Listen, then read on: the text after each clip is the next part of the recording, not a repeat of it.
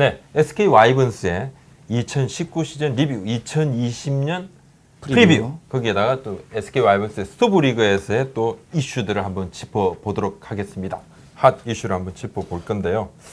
네. SK 와이번스 2019년 뭐 거의 뭐 악몽과도 같은 SK에겐 뭐 88승이라는 어마어마한 성적을 냈음에도 두산과 동률인데 상대선수에 밀려서 2위에 그쳤고 플레이오프 나가는데 광속 탈락했고 2018년에는 SK가 2위를 했지만 두산과 14.5게임 차로 큰 차이가 났었는데도 한국 시리즈에서 그냥 역수입으로 우승을 차지하는 뭐 어마어마한 기적을 만들어냈었는데 2019년 오히려 두산에게 반대로 밀려버리는 이런 희한한 좀 상황을 맞이했습니다.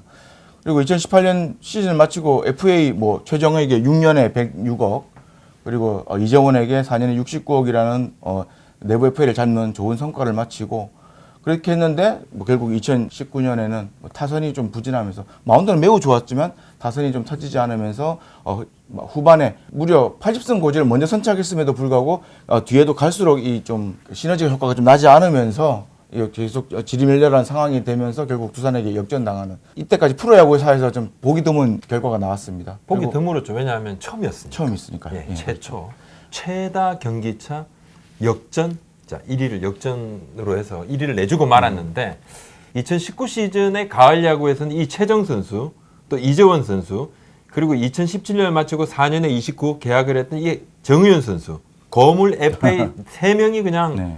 경기를 거의 뭐 망쳤다. 네, 그렇게 사실 볼 수 있죠. 가장 중요한 순간에 방망이가 터지지 않았는데 자, 올해는 SK가 변화의 기점에 섰다. 그죠? 김강현 선수 세인트루이스 카디널스로 진출을 했고 또 산체스가 또 요미우리로 그렇습니다. 이적을 했습니다. 원투 펀치가 다 없는데 네.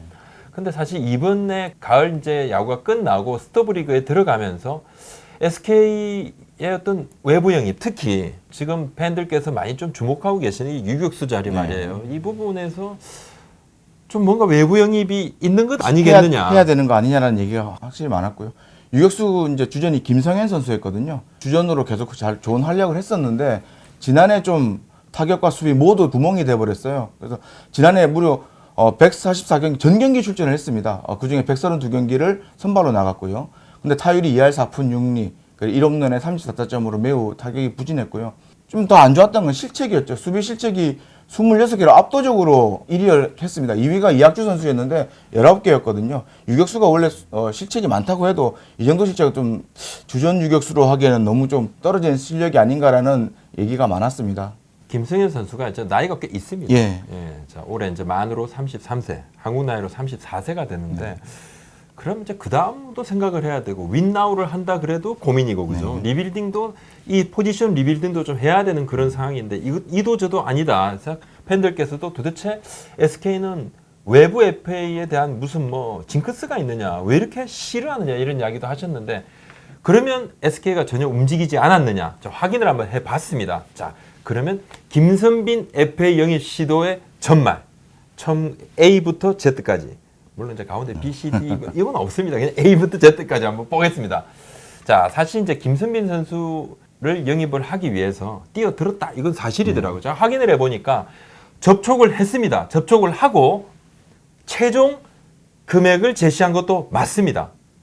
그래서 금액을 제시를 하고 이 금액이면 우리가 계약을 하겠다 했고 근데 김선빈 선수 측에서 그 금액보다 좀 더 높은 금액을 이야기를 했고 금액이 안 맞았어요. 그러면 이제 SK에서 한 번 더 수정 제안을 해야 되는데 수정 제안을 하지 않았고 그리고 기아가 이때 최종 수정 제안을 해서 총액 40억 원을 제안을 하고 난 다음에 김선빈 선수하고 계약을 하게 됐고 그러니까 초반에 완전 금액까지 제시를 하고 그 이후에 금액이 맞지 않았을 때는 재차 협상은 없었다. 그러니까 아주 뜨겁게 영입 전쟁에 뛰어든 것은 아니다. 예, 그렇게 봐야 될 것 같습니다. 자, 또 한편으로는 좀 SK 관계자 이야기를 조금 한번 들어보겠습니다.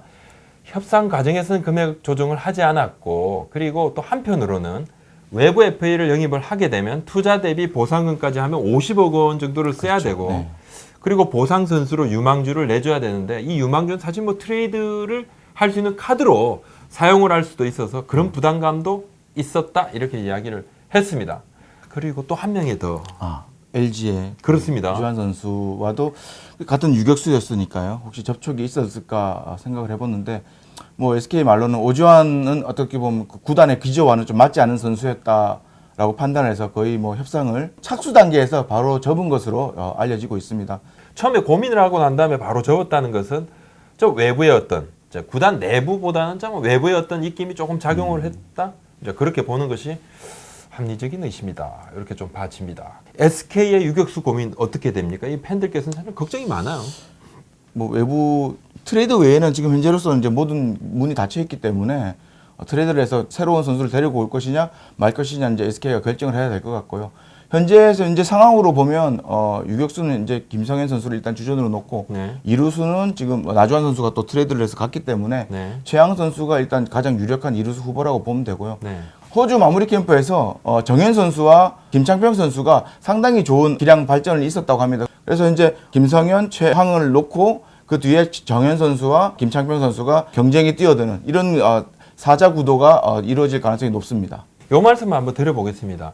사실 이제 SK가 이 유격수 포지션에 대한 부분들을 팬분들께서만 고민을 했던 것은 아니다. 예, 그렇지는 않습니다. 그렇지는 않고 2018년 그 당시에 우승을 하고 난 다음에도 이 포지션 강화를 고민을 하면서 외부 FA 영입을 생각을 했었습니다.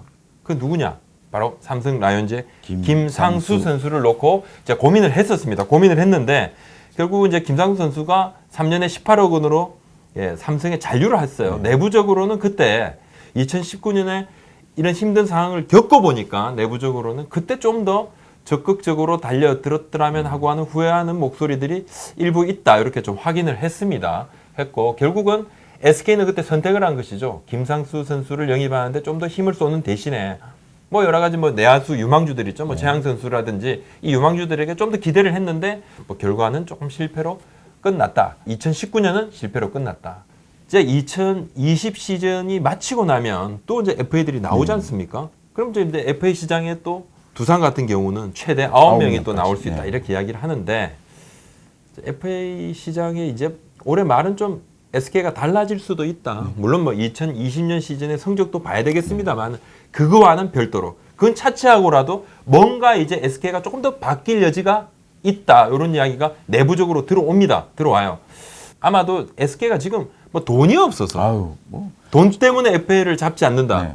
김강현 선수 보내면서 받은 돈도 있잖아요. 그 돈은 사실은 그렇게 큰 돈도 아니고요. 큰 돈입니까? 최정에게 106억을 주고 이재원에게 69억을 준 팀이에요. 근데 저는 좀 그게 이해가 안 되더라고요. 그러니까 유망주의 유출을 생각을 하면서도 금액을 정해놨다는 건 참 이해가 좀 안 됐어요. 예, 사실 좀 그렇긴 하네요. 만약에 누군가를 김선민 선수를 예를 들어서 확실하게 잡겠다 고민을 했으면 그냥 하면 되는 겁니다. 아니면 유망주를 유출하는 것이 오히려 더 득보다 실이 많다 생각을 하면 안 뛰어들었어야죠. 근데 뛰어들었는데 그 약간의 돈, 약간이 굉장히 큰 돈은 맞습니다. 10억이 굉장히 큰 돈입니다만은 그 돈을 투자를 만약에 고민을 하고 협상 과정에서 좀 더 뛰어들었다면 이제 상황은 바뀌었을 것이다. 안치홍 선수가 떠나면서 그렇죠. 뭐 김수민 선수, 안치홍 선수 이 에이전트 두 분은 좀 뭐 굉장히 좀 가깝다 그러더라고요. 단장님들이 정보 공유하는 것만큼 에이전트끼리도 정보 공유를 했었고 또 기아 타이거즈의 이번에 협상 전략은 어떻게 보면 약간 뭐 심하게 말하면 약간 고사 전략에 가까웠다.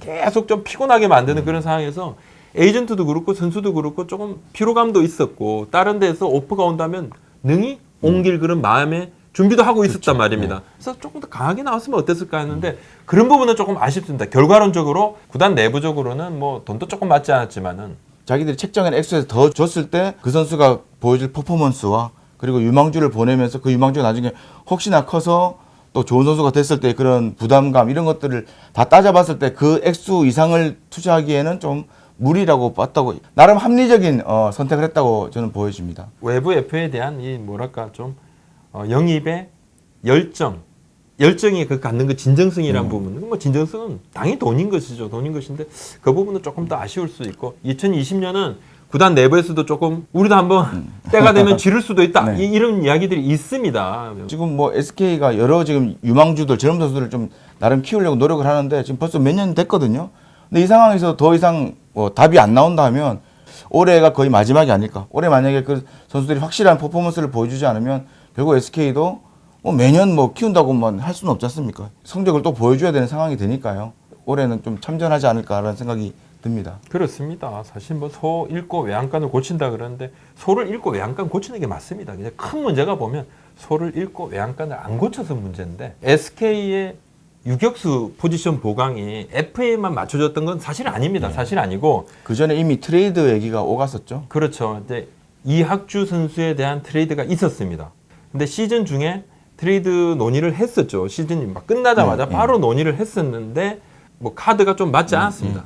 예, 카드가 맞지 눈높이가 않았고 너무 달랐죠. 예, 네. 양쪽이 좀 접었고 이번 SK 입장은 그겁니다. 삼성에서 카드를 너무 강한 카드를 요구를 하더라. 그래서 우리가 안 했다. 그리고 삼성 입장은 우리가 먼저 이야기한 건 아니다. SK가 먼저 주장을 했다.